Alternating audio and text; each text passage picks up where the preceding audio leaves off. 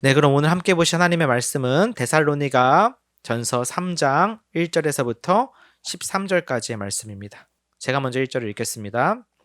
이러므로 우리가 참다 못하여 우리만 아덴에 머물기를 좋게 생각하고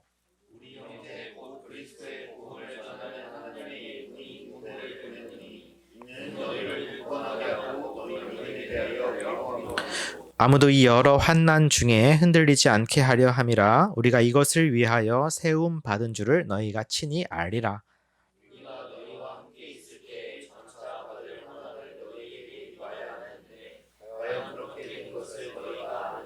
이러므로 나도 참다 못하여 너희 믿음을 알기 위하여 그를 보내었노니 이는 혹 시험하는 자가 너희를 시험하여 우리 수고를 헛되게 할까 함이니.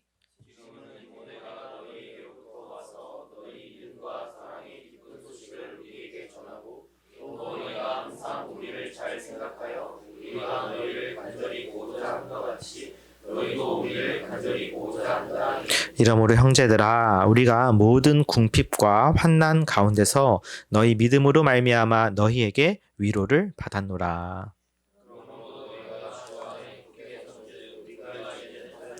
우리가 우리 하나님 앞에서 너희로 말미암아 모든 기쁨으로 기뻐하니 너희를 위하여 능히 어떠한 감사로 하나님께 보답할까.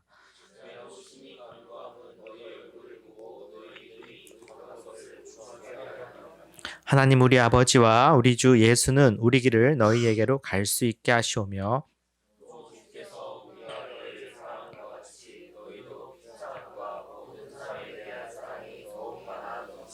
같이 읽습니다. 너희 마음을 굳건하게 하시고 우리 주 예수께서 그의 모든 성도와 함께 강림하실 때에 하나님 우리 아버지 앞에서 거룩함에 흠이 없게 하시기를 원하노라. 아멘. 잠시 기도하겠습니다. 하나님 아버지, 이 시간 우리가 하나님 말씀 앞에 서 있습니다. 전하는 자나 듣는 자나 오직 성령의 권위 아래 듣게 하시고 또 그 가운데 순종하며 나아가는, 그래서 하나님께 영광을 올려드리는 우리 모두가 되도록 함께하여 주옵소서. 예수님의 이름으로 기도드렸습니다. 아멘. 네, 비록 성탄절이 3일밖에 안 남았지만 오늘 성탄절에 익히 듣는 본문이 아닌 우리가 계속 들어오던 강해하던 데살로니가 전서를 나누고자 합니다. 네, 성탄절에 관한 이야기는 잘 아시겠지만 또 성탄절 예배가 있으니까 그때 나누도록 하겠습니다. 자녀를 키우다 보면 정말 상상하기도 싫은 끔찍한 경험이지만 아이를 가끔 한두 번 잃어버릴 때가 있는 것 같습니다. 물론 그런 일들은 없으면 좋겠죠. 그리고 그 아이를 잃어버렸을 때 그 심정은 정말 새카맣게 타들어갑니다. 잠깐이라 하더라도 아이에게 무슨 일이 있는 건 아닌지 별의별 생각을 다 하게 되죠. 저도 예승이 이제 9살이지만 7살 때 전에 살던 곳에서 한번 잃어버린 적이 있습니다. 7살 때만 되더라도 집 바로 앞에 있는 그 놀이터에서 이렇게 혼자 놀게 둘 때가 종종 있었어요. 그래도 5시 정도면은 이제 오후 시간에 나가면 5시 정도, 아무리 늦어도 5시 반에는 들어오곤 했었는데 아이가 6시가 돼도 안 들어오는 겁니다. 그리고 점점 어두워져 가고 있었고요. 걱정이 되기 시작하죠. 그리고 이제 아내도 집에 퇴근해서 들어왔습니다. 그런데도 아이가 없는 거예요. 당연히 저는 이제 아내가 오자마자 단지 내를 샅샅이 뒤지며 돌아다녔습니다. 아무리 찾아도 없는 겁니다. 아이가 있을 만한 곳은 다 가보게 되죠. 그래서 곳곳을 다 찾으면서 돌아다니는데도 아이가 전혀 보이지 않고 비슷한 모습의 아이만 보여도 깜짝깜짝 놀라는 거 아마 경험해 보신 분들은 아실 겁니다. 그렇게 해서 저녁 시간 8시가 또 지나고 9시가 다 되어 갔습니다. 아내와 제 마음속에 정말 여러 가지 생각이 들었죠. 경찰에 신고를 해야 되나? 또 어떻게 더 찾아야 될까? 아이에게 연락할 수단은 전혀 없었고요. 그러던 중에 모르는 번호로 연락이 왔습니다. 무엇이었냐면은 아이가 지금 우리 집에 있는데 혹시 이 아이의 부모님 되시냐는 거였습니다. 깜짝 놀라서 아이가 어딨냐고 물어봤더니 바로 저희 아파트 옆동에 있었습니다. 그러니까 알고 보니 바로 찾으러 갔죠. 그 친구네 집에 간 거였어요. 친구랑 놀다가 그 친구가 자기네 집에 가자고 해서 따라갔더라고요. 근데 그 친구네 집도 이제 부모님이 늦게 오시는 편이었나 봐요. 그래서 아이들 둘만 그 집에 있었던 겁니다. 그리고 아이들 둘이서 그냥 우리 집은 이제 TV가 없었는데 그 친구 집엔 TV가 있으니까 얼마나 재밌게 봤겠어요. TV를 보면서 시간 가는 줄도 아이가 몰랐던 겁니다. 그리고 이제 그 부모님이 어머니가 뒤늦게 퇴근해서 왔는데 이게 웬걸 모르는 아이가 이제 집에 와 있으니까 놀라서 제 아이에게 이제 전화번호를 물어봐서 전화번호를 외우고 있었거든요. 저한테 연락을 하신 거였습니다. 그래서 그렇게 해서 그 집에 가서 아이를 다시 잘 찾아오고 놀란 가슴을 쓸어내린 기억이 있습니다. 참 애꿎게도 그런 상황을 맞게 되니까 처음 나왔던 말이 뭐였냐면 참 부끄럽지만 앞으로 그 친구랑 놀지 마였어요. 예, 그런 말부터 나오더라고요. 참 죄송한 이야기긴 하지만 그런 마음부터 들고 그래서 아이에게 이제 뒤늦게 저녁을 먹이고 씻기고 재우고 나서 그때서야 이제 살겠다고 한숨이 푹 나오는데 그 잠든 아이의 모습을 보면서 그냥 새삼스럽게 그냥 너무 감사하면서 또 복잡한 감정을 여러 가지로 느꼈었습니다. 그러니까 그 짧은 3-4시간이었지만 정말 너무나 길게 느껴졌던 그 시간을 아직도 잊을 수 없고 제가 이 설교 준비하면서 그때를 다시 한번 이렇게 생각해 보는데 생각하는 것만으로도 좀 힘이 들더라고요. 근데 제가 이 이야기를 왜 하느냐? 바로 오늘 그와 같은 심정을 바울이 가졌다라고 하는 것을 여러분에게 말씀드리고 싶어서요. 그리고 그런 심정 가운데 바울이 위로를 받았는데 어떻게 위로를 받았는지를 한번 여러분과 함께 오늘 말씀을 통해서 나누고 싶습니다. 1절부터 3절을 한 번만 다시 읽어보면 좋겠습니다. 1절부터 3절입니다. 시작. 이러므로 우리가 참다 못하여 우리 형제 복음을 전하는 하나님의 일꾼인 디모데를 보내노니 이는 너희를 굳건하게 하고 너희 믿음에 대하여 위로함으로 아무도 이 여러 환난 중에 흔들리지 않게 하려 함이라. 우리가 이것을 위하여 세움 받은 줄을 너희가 친히 알리라. 아멘. 자, 3장 1절에 이렇게 시작하죠. 이러므로 우리가 참다 못하여. 5절에도 좀 있다가 똑같은 말이 나오는데 뭘 표현하는 거냐면 지금 바울이 얼마나 답답하고 그리고 궁금한 상황에 있는지를 보여주는 말이에요. 그러니까 오늘 우리가 이 본문을 읽으면서 그동안 계속 재차 들어왔지만 이 데살로니가 편지가 쓰여진 배경을 아는 게 도움이 참 많이 된다고 했죠. 근데 지금 이 상황이 어떤 상황이에요? 데살로니가 교회라고 하는 그 성도들을 잘 세우고 하지만 오랜 시간 같이 못 있고 쫓겨나다시피 빠르게 다른 곳으로 와서 아테네까지 오게 된 상황에 쓰게 된 편지였던 것이죠. 정확히는 고린도요.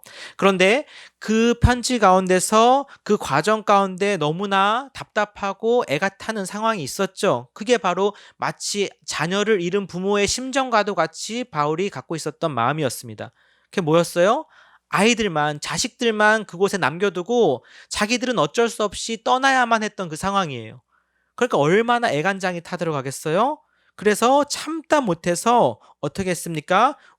여기서 우리는 이제 바울과 실라이죠. 실라를 포함해서 아덴에 머물기를 좋게 생각하고 바울, 실라, 디모데가 한 팀이었는데 바울과 실라만 아테네에 우선 있기로 하고 그리고 2절에 나온 것처럼 우리 형제 곧 그리스도의 복음을 전하는 하나님의 일꾼인 디모데를 보낸 거예요. 그러니까 원래 이 3명이서 같이 데살로니가 교회를 세우고 지금까지 왔지만 이제 여기서 자기는 갈 수 없으니 우리가 지난 주일에도 들었잖아요. 바울이 몇 차례나 데살로니가로 다시 가려고 했던 그 노력이 있지 않았습니까?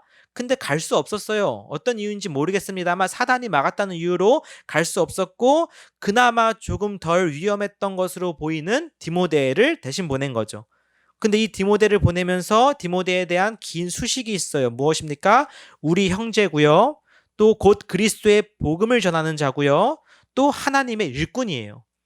그러니까 바울이 이 디모데를 다시 보내면서 이 편지를 지금 우리가 보고 있는 이 편지를 디모데의 손에 들려주고 이 편지를 갖다 전해주라고 하면서 디모데를 그들에게 신뢰하게끔 만드는 것과 동시에 또 바울이 아닌 디모데가 왔어 하고 실망하려는 자들에게 그렇지 않아. 디모데도 우리 형제야. 하나님의 복음을 전하는 자야. 그리스도의 일꾼이야. 그를 보낸 것은 곧 내가 간 것이나 다름없다라고 하는 동등한 위치를 그들에게 보여주기 위함이겠죠.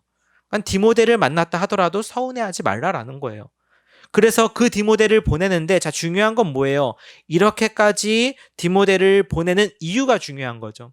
사실 지금 바울이요, 이 실라와 디모데랑도 베레아에서 쫓겨나면서 어쩔 수 없이 떨어졌어요.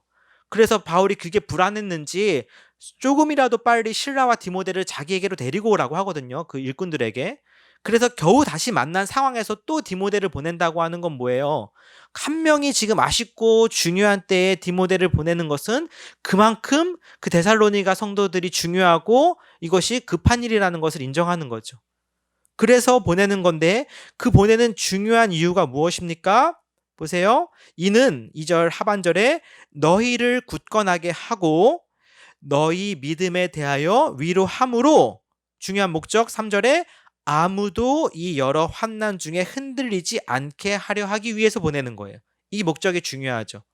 그러니까 지금 우리가 할 일 없어서, 그렇죠? 단순히 그냥 궁금해서 보내는 게 아니고 분명한 이유와 목적을 갖고 지금 디모데를 파송하고 있는데 뭐예요? 이 여러 환난 중에 흔들리지 않게 하기 위해서입니다. 그러니까 지금 바울이나 데살로니가 성도들이나 다 뭐예요? 동일하게 환난 중에 있어요. 비록 물리적으로 떨어져 있을지는 모르지만 그들이 환난 중에 있다는 것은 동일하죠. 그러는 가운데 그들이 믿음으로 흔들리지 않고 굳건하게 서 있게 하기 위해서, 그리고 너희의 그 믿음을 위로하기 위해서 이 디모데를 보내는 겁니다. 나아가 이것은 어떤 거예요? 우리가 3절 하반절에 이것을 위하여 세움받은 줄을 너희가 친히 알리라. 사역자가 세워진 바로 그 이유가 여기 있는 것이죠. 그러니까 여러분은 어떻게 보십니까? 만약에 목사나 오늘날에 이런 사역자들이 왜 있다고 생각하세요? 오늘날 목사의 어떤 직분, 또 직업이라고 할 수도 있겠죠. 에 대한 신뢰도가 정말 바닥을 치고 있잖아요. 제가 며칠 전에 그 한 TV 프로그램을 봤는데 공영방송에서 아주 비중 있게 다뤘어요. 다큐멘터리처럼요. 혹시 보신 분들 계실지 모르겠습니다. 제목이 참 충격적이었어요. 목사님 어디로 가시나이까였어요. 목사님 어디로 가시나이까. 요즘 한참 정치적으로 이렇게 이슈가 되는 소위 목사님 때문에 이렇게 기획된 프로그램 같았는데요. 저도 이제 전에도 몇 차례 말씀드렸지만 굳이 오늘은 다시 말씀드리고 싶진 않습니다. 어쨌든 그것 때문에 이제 생긴 프로그램 같았는데 그걸 보면서 참 씁쓸했어요. 그분이야 늘 너무 한결같으니까 더 이상 놀라울 것도 없고, 뭐냐 하면 참 이제 사람들에게 이 목사라고 하는 소위 이 직업이 어떻게 비춰질까, 많이 참 우스워졌구나라는 걸 느낍니다. 그러면서 저를 다시 한번 돌아보는 계기로 삼자라고 저는 위안을 삼았어요. 그냥 우리 같이 작은 교회들만 손해보는구나, 피해의식에 사로잡힐 것이 아니라 나부터 잘하자, 이 생각을 하는 게 훨씬 유익하겠죠. 그러면서 한번 생각해 봤습니다. 그럼 여러분, 정말 하나님이 세우신 참된 사역자, 또 참된 종의 모습은 무엇으로 우리가 분별할 수 있을까요? 여러분이 보시기에 저는 어떻습니까? 하나님이 세우신 사역자입니까? 아니면 소위 거짓 선지자입니까? 여러분이 판단하실 수 있을 거예요. 근데 한 가지 가장 중요한 기준이 있어요. 이것만 봐도 알 수 있을 것 같은 기준이 있어요. 그게 무엇입니까? 굉장히 단순한 원리인데, 소위 목사가 성도를 위해 내가 무엇을 줄 수 있을까 고민하는 목사라면 하나님이 세우신 사역자일 가능성이 높죠. 근데 완전히 반대로 목사가 성도를 통해서 내가 뭘 얻어낼까, 좀 더 거치게 말해 뭘 좀 뜯어낼까 하는 사람이라면 거짓 선지자겠죠. 그런 식으로 우리가 분별할 수 있지 않을까 생각을 합니다. 지난주에 말씀드렸던 사람을 수단으로 삼느냐 아니면 그 목적 자체로 삼느냐, 이 차이겠죠. 그런데 지금 바울은 어떻게 그들을 대하고 있어요? 그들을 목적 자체로 삼아서 그들에게 뭐라도 더 주려고, 그들이 어떻게 해서든지 이 환난 가운데 굳건하게 서게 하기 위해서 자신의 모든 삶과 에너지와 시간과 노력을 들이고 있는 모습이죠. 참 목자의 자세가 아닐 수 없습니다. 바라기는 저도 여러분에게 그런 사역자가 되기를 간절히 기도하고 있고, 만약에 제가 그런 모습에서 벗어난다면 여러분 가차없이 말씀해 주시고, 말해도 안 듣는다면 교회를 떠나십시오. 그곳은 더 이상 하나님이 계신 곳이 아닙니다. 어쨌든 자, 그러면 4절 한번 같이 읽어보죠. 시작. 우리가 너희와 함께 있을 때에 장차 받을 환난을 너희에게 미리 말하였는데 과연 그렇게 된 것을 너희가 아느니라. 아멘. 여기서도 바울이 하나님의 참된 사역자라고 하는 게 드러나죠. 왜냐하면 이 바울이 그들에게 복음을 전하면서 어떻게 말을 했을까요? 함께 고난도 있을 것임을 분명히 얘기했다라는 것이죠. 만약에 그 당시 그들이 유행하던 어떤 웅변가들, 궤변론자들, 사상가들과도 같은 그런 부류였다면 이 복음을 어떻게 해서든지 그들이 듣기 좋은, 들어서 기분 좋게 만드는 식으로 전했을 겁니다. 오늘날로 따지면 예를 들어 이런 것이죠. 예수 믿으면 복 받아요. 사업이 잘 됩니다.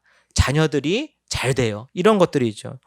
100% 틀린 말이라고 할 수는 없지만 거기에는 여러 가지 중요한 전제들을 다 무시한 채 사람들이 듣기 좋아하는 이야기만 모아놓은 것임에 틀림없는 것이죠. 근데 만약에 그렇게 복음을 전한다면 훨씬 사람들에게 다가가기 쉬웠을 것이고 인기를 끌기에 용이했을 겁니다. 그렇지 않겠습니까? 오늘날도 마찬가지겠죠? 그런데 그들은 굳이 불편한 이야기, 복음이 있는데요. 이게 참 귀한데요. 문제가 뭐냐면 고난도 같이 받아요. 이 얘기를 같이 한 거예요. 근데 실제 어떻게 됐어요? 그들이 떠나가고 난 이후에 말했던 대로 고난이 임한 거예요. 자, 근데 잘 생각해 보세요. 만약에 바울이 그들에게 단순히 좋은 복음의 좋은 면, 소위 우리가 원하는 복 받는 면만 얘기했더라면 이러한 환난이 임했을 때 그들이 교인들이 성도들이 어떻게 반응했을까요? 잘 버텼을까요? 이렇게? 아니었겠죠. 들었던 거랑 다르네? 쉽게 떠나갔을 겁니다. 아니면 사기꾼이라고 욕하지 않으면 다행이었을 거예요. 그런데 뭐예요? 환난이 있을 것임을 미리 충분히 말을 해줬고 환난이 왔을 때 그들이 뭐예요? 예상 외의 것이네, 뜻밖이네 라고 얘기하지 않고 비록 이 환난이 어렵고 힘든 건 사실이에요. 그렇죠? 하지만 복음을 받는 자들에게는 이와 같은 환난이 온다고 했어. 오히려 이것을 자연스럽게 여기고 오히려 영광으로 여기면서 지금 잘 버티고 있는 거예요. 그러니까 얼마나 말씀을 바르게 잘 전하는 것이 얼마나 중요한지 보여줘요. 그러니까 그 말씀을 제대로 못 전하면 성도들이 죽더라고요. 너무나 중요한 자리에 있다라고 제가 다시 한번 느끼는데 이처럼 바울이 그런 복음에 대한 모습들을 충분히 알려줬기 때문에 환난 중에서도 그들은 당황하지 않고 힘들지만 버티고 견디고 있는 것이죠. 5절에 다시 한번 이러므로 나도 참다 못해요. 계속 반복되는 것 자체가 바울이 얼마나 애간장에 타는 심정으로 있었는지 보여집니다. 너희 믿음을 알기 위하여 글을 보내었노니 다시 강조되고 있죠. 반복되고 있죠. 글을 보냈다는 건 디모데를 보낸 건데 너희 믿음을 알기 위해서 보냈다고 하는 것은 앞에서 나온 이야기예요. 너희를 굳건하게 하기 위해서 환난 중에서도 흔들리지 않게 하기 위해서 보내었다는 거죠. 또 나아가서 무엇입니까? 이는 혹 시험하는 자가 너희를 시험하여 우리 수고를 헛되게 할까 함이어서 보냈어요. 즉 그들이 긴 시간은 아니었지만 정말 많은 시간과 노력과 애써가면서 삶으로 보여주면서 복음을 전했거든요. 근데 그렇게 세워놓은 공든탑을 누군가 와가지고 한 번에 그냥 쳐서 무너뜨렸을까 걱정되는 마음이 왜 없겠습니까? 특히 우리가 갈라디아서가 이 데살로니가서보다 먼저 쓰였다는 전제를 우리가 지금 계속 이어간다면 갈라디아 교회의 기억이 떠오르지 않았겠어요? 갈라디아 교회 어땠어요? 1차 전도 여행 때 그렇게 가서 열심히 섬기고 교회를 세우고 왔는데 돌아오자마자 들리는 소식이 너희가 이같이 속히 그리스도의 복음을 떠나 뭐뭐 한 것을 내가 어떻게 여긴다고요? 정말 이상하게 여긴다고요. 예. 아주 이게 점잖게 번역이 된 말이라고 제가 말씀드렸죠. 도무지 이해가 안 된다 이런 이야기란 말이죠. 그랬던 경험이 있는 바울로서는 당연히 가뜩이나 이 더 신경 쓰지 못한 더 많은 시간을 함께하지 못한 이 데살로니가 교회가 걱정되는 게 너무 자연스럽죠. 그래서 누군가 와가지고 갈라디아 교회처럼 바울 선생 이야기 들었어? 그거 다 자기 좋으려고 하는 말이야. 그 사람은 사실 하나님 사역자도 아니야. 라고 하는 이야기들을 누군가 전해서 그 교인들을 혼란스럽게 하고 그들의 믿음을 무너뜨릴 수 있잖아요. 그런 것이 걱정되었기 때문에 또한 디모데를 보냈던 거죠. 그런데 반전은 뭐예요? 6절. 이거는 우리가 이제 익히 잘 알지만 이 부분은 저는 보면 볼수록 너무 시원해요. 한번 같이 읽어보겠습니다. 시작.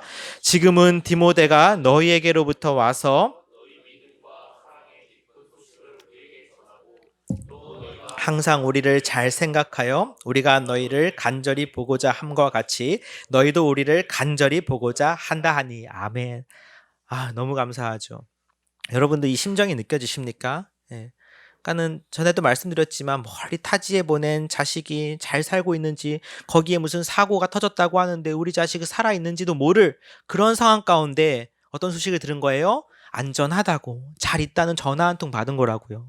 그 정도뿐입니까? 뭐라 그래요? 6절에 디모데가 너희에게로부터 와서 뭘 들려줘요? 그냥 단순히 그냥 잘 버티고 있습니다 정도가 아니라 너희 믿음과 사랑의 기쁜 소식을 우리에게 전했대요. 예. 믿음과 사랑을 가지고 기뻐하며 있다라는 거예요. 분명히 지금 어려운 상황이고 환난과 역경 가운데 있을 텐데 말이죠. 또 뿐만 아니에요. 이런 말까지 해요. 세상에. 또 너희가 항상 우리를 잘 생각하여 우리가 너희를 간절히 보고자 함과 같이, 바울이 앞에서도 계속 말했죠. 너희가 얼마나 보고 싶은지 몰라. 그래서 몇 번이나 가려고 했어. 근데 못 갔어. 사실 나 너네들 너무 보고 싶다. 이런 정말 연애 편지 같은 그의 절절한 마음이 있었는데 사실 그들도 바울이 보고 싶었대요. 짝사랑이 아니었던 거예요. 너희도 우리를 간절히 보고자 한다 하니. 성도들도 우리 바울 선생님, 실라 선생님, 우리도 보고 싶어요. 우리도 힘들지만 잘 버티고 있습니다. 언젠간 만날 그날을 기다리면서 저희 잘하고 있을게요. 이런 말 들은 거예요. 얼마나 위로가 돼요. 7절에 보세요. 이러므로 형제들아, 우리가 모든 궁핍과 환난 가운데서 너희 믿음으로 말미암아 너희에게 위로를 받았다. 사랑하는 형제, 자매 여러분, 성도 여러분, 여러분도 이렇게 참 제가 제 입으로 말하기 민망하지만 사역자를 위로하실 수 있는 성도 되시기를 축복합니다. 네. 정말 그 다른 것이 위로가 아니에요. 사역자로서 성도들을 섬길 수 있다는 게 참 행복하다고 요즘 많이 느낍니다. 그리고 위로가 되는 게 있다면 다른 게 아니라 어려움과 환난 가운데서도 믿음을 지키기 위해 꿋꿋이 살아가는 모습이 가장 큰 위로예요. 네. 교회 잘 나오는 거, 봉사 열심히 하는 거, 헌금 많이 하는 거 물론 좋죠. 그거 싫어할 목사 어디 있겠어요. 그런데 그것보다도 믿음 가운데 삶으로서 살아가고 하나님 앞에 자신의 삶을 드리고자 하는 그 모습이 사역자에게도 가장 큰 위로더라고요. 지금 바울이 딱 그 모습 아니겠어요? 그리고 더불어서 그들 역시 어떻습니까? 우리가 모든 궁핍과 환난 가운데서 위로를 받았대요. 그러니까 그들도 동일하게 지금 환난과 궁핍 가운데 있고요. 성도들도 마찬가지. 그러니까 서로 지금 어떻게 된 거예요? 디모데를 위로하려고 보냈고 그들이 위로를 받았어요. 더불어 그 위로하려고 보냈는데 오히려 도리어 뭐예요? 자신들이 위로받는 거예요. 이게 정말 아름다운 그 교회의 모습 아닙니까? 저라고 해서 저도 사람인데 주기만 해가지고 저도 살 수 있을까요? 아니에요. 저도 성도들을 통해서 받고 있습니다. 충분히 받고 있어요. 그런 것처럼 서로가 주 안에서 아름답게 세워지는 이 교회 공동체의 모습이 얼마나 감사하고 아름다운지. 그래서 정말 요즘에 제가 이렇게 섬길 수 있는 성도가 있다는 것이 너무너무 감사하고 요즘 행복해요. 사실 목사로서 여러분 해드릴 수 있는 게 많지 않습니다. 고민하는데 내가 뭘 해드릴 수 있을까? 사실 뭐 별거 없죠. 제가 여러분 뭐 돈을 드리겠습니까? 그쵸? 네, 뭐 어디 뭐 취업을 시켜드리겠어요? 그런 거 아니잖아요. 근데 제가 할 수 있는 작은 거라도 있으면 그게 참 그렇게 즐겁고 행복해요. 갑자기 얘기해서 미안한데 우리 오늘 세례반 우리 혜빈 자매, 제가 지난 금요일 저녁에 금요일 기도회 끝나고 세례문답을 했어요. 늦은 시간이죠. 늦게까지 공부하고 교회까지 와서 그 예배 끝나고 뒤늦게 세례문답하고 밤 늦은 시간에 집에 가게 됐어요. 어떻게 집에 갈 생각이니? 라고 하니까 뭐 택시나 뭐 버스 타고 간대요. 그 늦은 시간에 버스는 노선도 없고 택시 타고 가라 그럴 수 없잖아요. 그래서 그냥 멀지도 않은 거리입니다. 차로 10분 거리니까 저희 가족 다 같이 우리 혜빈이네 집 앞에까지 갔다 올 수가 있었어요. 근데 그게 그렇게 즐거운 거예요. 너무 재밌고 감사한 거죠. 제가 좋은 거예요. 제가 좋아서 하게 되는 거고, 예전에 이렇게 청년들 사역할 때도 막 생각나더라고요. 청년들 사역하다 보면 밤늦게 이렇게 끝나는 경우가 많으니까 집에까지 다 바래다 주는 일이 좀 잦았거든요. 그게 참 그렇게 감사하더라고요. 그런 성도가 있다는 게 참 감사하고, 동시에 또 성도를 통해서 제가 참 많은 위로를 받아요. 제가 이제 2월 달까지 여러분 원하시는 분에 한해서 가정 신방 한다고 말씀드렸잖아요. 어제 첫 가정 신방을 하고 왔는데 제가 참 많은 위로를 받았어요. 신방을 통해서. 사실 잘 몰랐던 부분이 있었는데 가정 신방을 통해서 알게 되는 과정이 있더라고요. 그러니까 이 성도 가정이 어려운 가운데, 우리 교회 나오기 사실 힘들고 어려운 상황이에요. 그럼에도 불구하고 그동안 정말 꾸준히 열심히 우리 교회에 왔더라고요. 그게 너무 감사한 거예요. 너무 고마운 거예요. 그러면서 제가 위로를 받아요. 아니 사실 쉽게 갈 수 있는 길이 있고 쉽게 예배드리고 편하게 신앙생활할 수 있는 길이 분명히 있어요. 제가 알죠. 왜 몰라요. 그럼에도 불구하고 굳이 어려움 가운데 그것을 감수해 가면서 교회에 왔다라는 것을 제가 이제 알게 되니까 좀 미안하기도 하고 너무 감사하고 위로가 되더라고요. 그런 것을 통해서 참 하나님 앞에 위로받았던 어제 기억이 있습니다. 그래서 바울이 이렇게 말하죠. 8절에 그러므로 너희가 주 안에 굳게 선즉 우리가 이제는 살리라. 제가 전에 한번 말씀드렸었는데 전형적인 이제 살겠다 이 표현이에요. 전에 자식이 잃었을 때는 소식 모를 땐 어때요? 밥을 먹어도 먹는 게 아니고 잠을 자도 자는 게 아니잖아요. 근데 이젠 어때요? 오늘 밤에는 두 다리 뻗고 자는 겁니다. 이제는 좀 살겠다 이거예요. 그래서 주 안에 굳게 선즉이라고 하는 이 표현은 사실상 에안이라고 하는 이제 헬라어로 if 구조를 써서 너희가 그렇게 주 안에 잘 서 있다면 나 역시 이제 정말로 살겠다라는 표현이겠죠. 그러니 그 하나님에 대한 이 감사를 이제 어떻게 표현할까요? 사역자인 바울은 9절 10절 다른 거 없어요. 기도하는 겁니다. 우리가 우리 하나님 앞에서 너희로 말미암아 모든 기쁨으로 기뻐하니 그렇죠? 너희를 위하여 능히 어떠한 감사로 하나님께 보답할까? 개역 한글에서는 보답할꼬 이렇게 번역이 됐었어요. 예. 저는 이 보답할꼬가 느낌을 더 잘 살리는 것 같아요. 그러니까 너무 감사하고 기쁜데 이거 하나님께 어떻게 우리가 이렇게 반응할까? 예? 보답할까? 고민하는 거죠. 근데 막상 하려고 하면 또 드릴 게 막상 많지 않아요. 근데 할 수 있는 건 뭐예요? 저도 마찬가지고 기도밖에 없어요. 기도밖에. 그 멀어진 상황에서 물리적으로 또 가뜩이나 먼 상황에서 뭘 할 수 있겠어요? 예. 기도하는 거죠. 그래서 10절에 어떻게 기도합니까? 주야로 밤낮으로 밤이나 낮이나 심히 간절히 간구해요. 근데 그 기도하는 내용이 뭐예요? 첫 번째가 우선 너희 얼굴을 보고 싶다예요. 보고 싶다. 앞에서도 바울이 계속 얘기했던 게 뭐예요? 너희 보고 싶어. 가고 싶어. 근데 못 갔어. 그러니까 지금 또 기도하는 거예요. 하나님 좀 얼굴 좀 보게 해주세요. 이렇게 잘하고 있다는데 얼마나 가서 보고 싶겠어요. 얼굴을 보게 해달라고. 또 얼굴 가서 봐서 뭐 한다는 거예요? 단순히 그냥 놀겠다는 겁니까? 뭐예요? 너희 믿음이 부족한 것을 보충하게 하고 싶구나. 이 번역이 조금 이렇게 예쁘지 않게 됐는데 그러니까 너희 믿음을 좀 온전케 해주고 싶다라는 뜻이에요. 온전케. 그러니까 그들에게 주고 싶은 게 참 많았지요, 바울은. 근데 그거 다 못 주고 왔거든요. 그래서 지금 데살로니가 교회도 사실 문제들이 있어요. 그런 것들 아니까 어때요? 가서 그건 이렇게 생각하면 돼. 그건 이런 거야. 라고 하나하나 다시 가르쳐주고 나누고 싶겠죠. 그렇게 해서라도 가고 싶은 마음을 지금 바울이 기도를 통해서 하나님께 아뢰는 겁니다. 그리고 그 기도의 내용이 다시 한번 11절에서부터 13절까지의 구체화돼서 기도 형식으로 표현되어 있어요. 11절부터 13절 한번 같이 읽어볼까요? 시작. 하나님 우리 아버지와 하시오며 주께서 우리가 너희를 사랑함과 같이 너희도 모든 사람에 대한 사랑이 더욱 많아 넘치게 하사 너희 마음을 굳건하게 하시고 우리 주 예수께서 그의 모든 성도와 함께 강림하실 때에 하나님 우리 아버지 앞에서 거룩함에 흠이 없게 하시기를 원하노라. 아멘. 참 좋은 기도죠. 저도 여러분을 위해서 이렇게 기도하겠습니다. 근데 우선 그 상황 가운데서 바울이 먼저 기도하는 건 뭐예요? 10절에도 나왔지만 11절에 또 나오죠. 하나님 우리 아버지와 우리 주 예수는 기도하는 거예요. 아버지, 주님 기도하는 거예요. 먼저 뭐부터 기도해요? 우리 길을 너희에게로 갈 수 있게 하시오며 좀 가게 해달라는 거예요.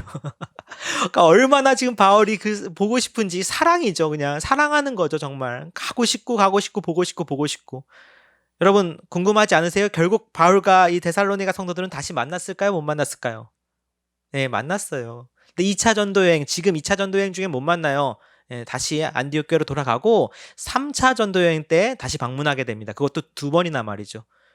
참 재밌어요. 원래는 한 번만 방문했어야 되는데 그때도 어떤 사람들의 어떤 그 모략으로 인해서 바울이 어쩔 수 없이 돌아가야 되는 상황이 발생하거든요. 그래서 2번 방문하게 돼요.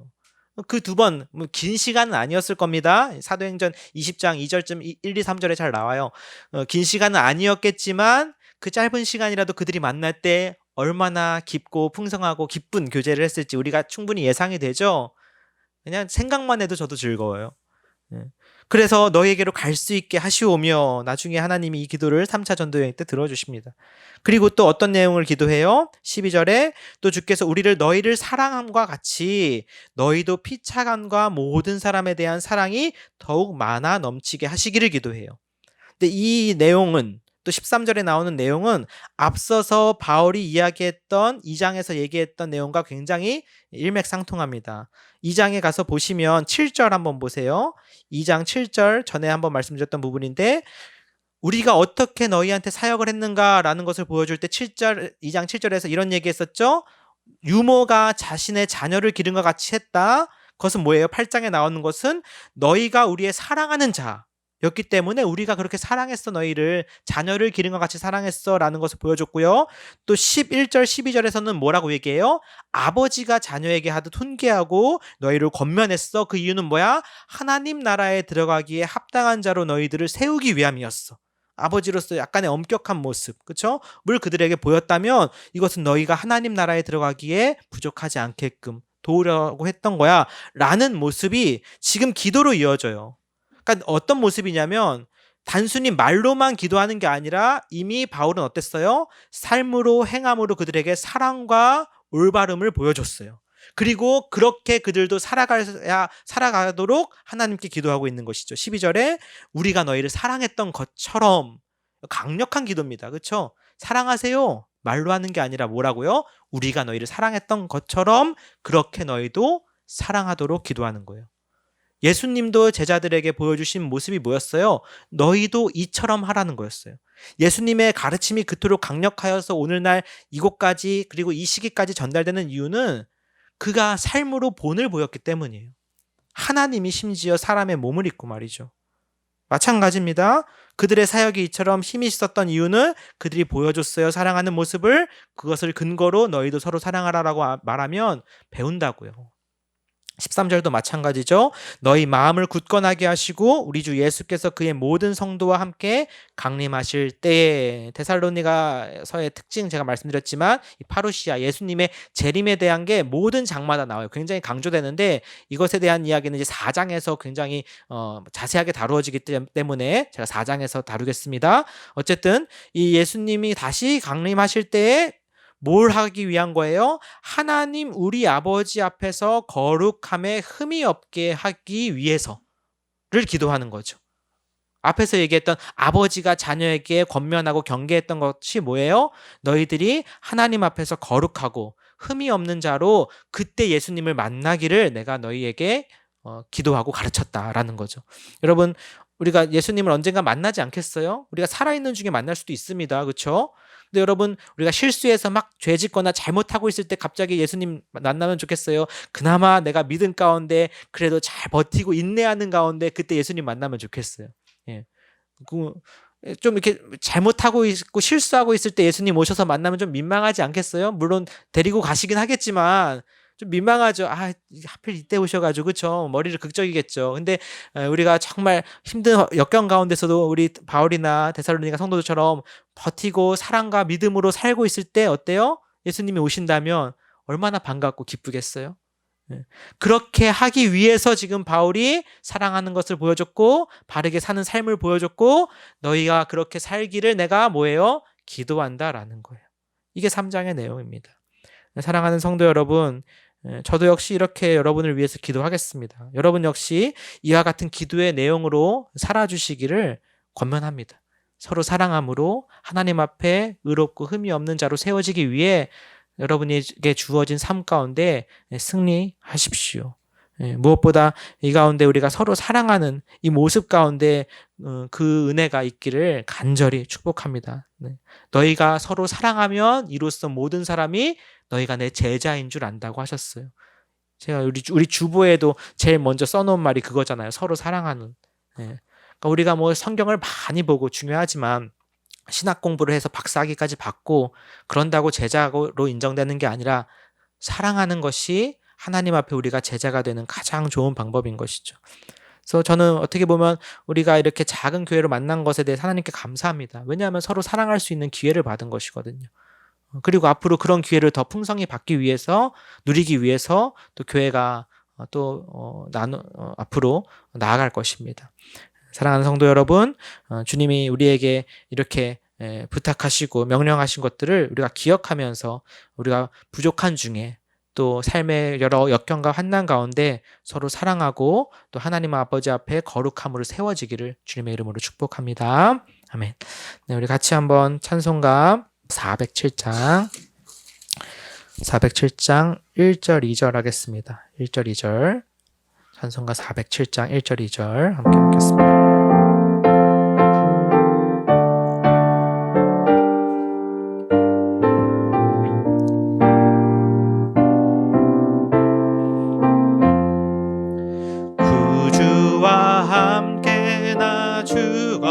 죽었으니 구주와 함께 나 살았도다.